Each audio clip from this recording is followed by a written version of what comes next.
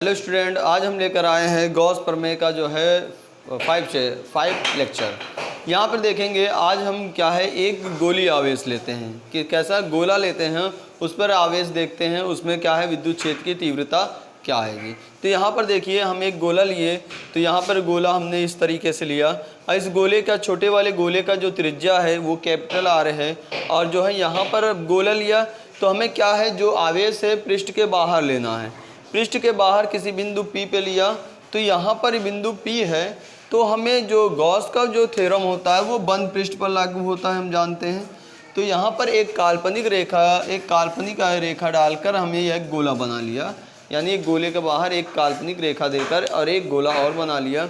अब यहाँ पर देखिए बंद पृष्ठ पर है और इसकी त्रिज्या यहाँ से यहाँ तक लेकर क्या है स्मॉल आर है और इसकी त्रिज्या क्या है कैपिटल आर है। और इस गोले का जो आवेश है ना धारा घनत्व वो क्या मान लिए हम सिग्मा मान लिए। तो आइए जो है सबसे पहले इसको स्टेप बाय स्टेप हम हल करते हैं किस तरीके से इसमें हम विद्युत क्षेत्र की तीव्रता की गणना कर सकते हैं। तो यहाँ पर देखिए सबसे पहले हमें निकालना होगा धारा घनत्व। क्या निकालना है?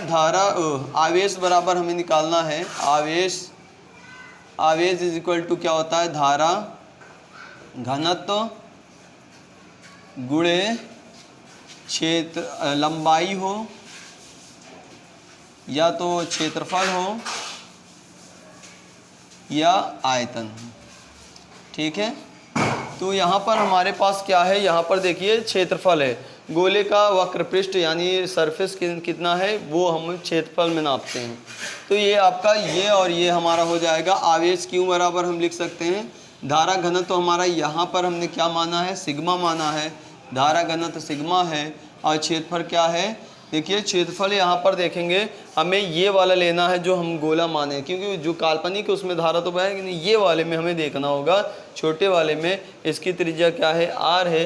तो यहाँ पर हम इसका क्या कर देते गोले का होता है 4 पाई आर स्क्वायर, तो यहाँ पर 4 पाई आर स्क्वायर। सबसे पहले हमने धारा घनत्व निकाल लिया, इसके बाद हमें क्या है विद्युत क्षेत्र की तीव्रता ई निकालना होगा। तो विद्युत क्षेत्र की तीव्रता निकालने के लिए हमें क्या जानते हैं पहले क्या है स्मॉल के लिए विद्युत फ्लक्स की संख्या निकालना है ना, क्या निकालना है छोटे भाग का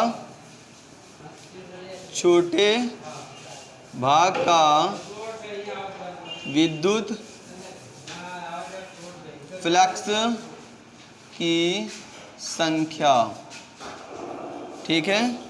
छोटे से भाग की विद्युत फ्लक्स की संख्या निकालेंगे तो यहाँ पर क्या है छोटे से भाग के लिए हमें लेंगे d sigma E is equal to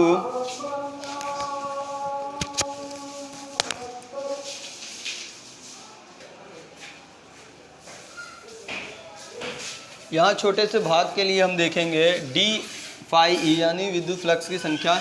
ये छोटा सा भाग कौन सा ये वाला, ये पूरे सरफेस को हमने माना है एस, छोटे से भाग को हम क्या ले लेंगे डी एस। तो यहाँ पर इसको हम क्या लिखेंगे विद्युत फ्लक्स ई, यहाँ पर क्या हो जाएगा डी एस और कॉस थीटा। तो यहाँ पे बात ये देखते हैं कि जो हमारी ये जो विद्युत क्षेत्र है वो अपने पृष्ठ के लंबवत है कि समांतर है। तो याद रखना कोई भी जो बल रेखाएं होती हैं जो त्रिज्या निकलती हैं बल रेखाएं वो अपने पृष्ठ के लंबवत ही होती है। गोले में क्या होता है अपने पृष्ठ की जो रेखा जो त्रिज्या होती है अपने पृष्ठ के लंबवत ही होती है। तो ये आपका क्या है लंबवत ही होगा। तो यहाँ पर जब लंबवत रहेगा थीटा का मान क्या लेंगे 0 डिग्री लेना, ये याद रखिएगा। D phi E is equal to E d s cos theta की वैल्यू हम क्या लिखेंगे 0 अंश, क्योंकि लंबवत होता है कोई भी गोले में जो त्रिज्या निकलती है जो विद्युत क्षेत्र होता है वो अपने पृष्ठ के लंबवत ही होती है। तो यहाँ 0 अंश लिए और इसके बाद d phi E is equal to यहाँ पर क्या लिख सकते हैं ई डी एस कॉस 0 अंश का मान क्या होगा 1 होगा। अब यहाँ पे बात ये देख लेते हैं, ये तो हमारा छोटे से भाग के लिए इतना आ गया d phi E is equal to E d s. अब हमें क्या करना है ये पूरे जो है क्षेत्र का हम देखेंगे संपूर्ण क्षेत्र का विद्युत फ्लक्सों की संख्या क्या होगी वो हम बिल्कुल सिंपल तरीके से हमें यहाँ पे क्या करना होता है किसी भी की निकालना होता है ना संपूर्ण छोटे से पार्ट को बड़ा पार्ट पूरा निकालना होता है ना। तो समाकलन आप केवल क्या कर दीजिए, समाकलन कर दीजिए। तो यहाँ पर देखिए क्या करना है, संपूर्ण पृष्ठ के लिए विद्युत क्या है, फ्लक्स की संख्या, तो इंटीग्रेशन कर दीजिए। तो यहाँ पर क्या हो जाएगा, समाकलन d phi E is equal to, E constant रहेगा वो बाहर ले लेंगे और यहाँ पर क्या हो जाएगा डी एस, यानी डी के रिस्पेक्ट में जो होता है सिर्फ उसी का समाकलन होता है, अन्यथा और किसी का समाकलन नहीं होता है। मान लीजिए ई के दर पे यहाँ एस होता तो उसका भी होता, क्योंकि डी के रिस्पेक्ट में एस लगा हुआ ना, तो उसका भी हो जाता। तो यहाँ पर अब हम क्या करेंगे, जब इसका समाकलन करते हैं केवल डी हट जाता, पूरे संपूर्ण पृष्ठ का फ्लक्स संख्या आ जाएगा। Phi E is equal to, यहाँ पर क्या हो जाएगा ई, यहाँ पर क्या है एस। अब हम जानते हैं एक गोले का जो वक्र पृष्ठ होता है, एक गोले का वक्र पृष्ठ पूरा क्या होता है, 4 पाई आर स्क्वायर होता है। लेकिन यहाँ पर ध्यान देने वाली बात क्या है, यहाँ पर ध्यान देने वाली कौन सा पृष्ठ होगा, एक ये वाला है और एक बाहर वाला है। तो याद रखिएगा हमें बिंदु यहाँ पर लिया है, यानी इस पृष्ठ के बाहर लिया है, तो आपका जो है ये बड़ा वाला जो है आपका क्षेत्रफल होगा, वक्र पृष्ठ होगा। इस बड़े वाले में आर, स्मॉल आर माना गया है त्रिज्या यहाँ से यहाँ तक, याद रखिएगा ये चीज़। तो यहाँ पर हम इसको ऐसे लिख सकते हैं, अगले स्टेप में देखिए फाई इज इक्वल टू ई, यहाँ पर एस की वैल्यू आप रख सकते हैं 4 पाई आर स्क्वायर, ठीक है। ये आपका मान लीजिए समीकरण 1 हो गया। क्या हो गया, समीकरण 1। अब हमें गॉस के प्रमेय अनुसार यहाँ पर देखेंगे, इसमें मान रखेंगे, यहाँ पर लिखेंगे गॉस का नियम अनुसार। किसको, गॉस के नियमानुसार। तो यहाँ पर गॉस के नियमानुसार क्या है, हम जानते हैं कि phi E is equal to होता है क्यू अपॉन एप्सिलॉन नॉट। क्या होता है, क्यू अपॉन एप्सिलॉन नॉट। तो यहाँ पर आप देख सकते हैं समीकरण 1 में फाई ई की वैल्यू हम रख दें और तो हमें क्यू अपॉन एप्सिलॉन नॉट मिल जाएगा। तो यहाँ पर हम इसको देख सकते हैं, तो यहाँ पे देख लेते हैं q phi E is equal to क्या लिख सकते हैं, क्यू अपॉन एप्सिलॉन नॉट, किसमें फाई ई की वैल्यू रख देते हैं यहाँ पर, ई यहाँ पर ई है, यहाँ पर क्या लिख सकते हैं 4 पाई आर स्क्वायर। तो यहाँ पर धारा घनत्व और आवेश का मान हमने यहाँ पर निकाल लिया, क्यू बराबर रो 4 पाई आर स्क्वायर। तो यहाँ पर क्यू का मान रखने पर तो हम यहाँ पर लिख सकते हैं, इधर थोड़ा सा देख सकते हैं आप, क्या लिख दें, क्यू का मान रखने पर, क्यू का मान रखने पर।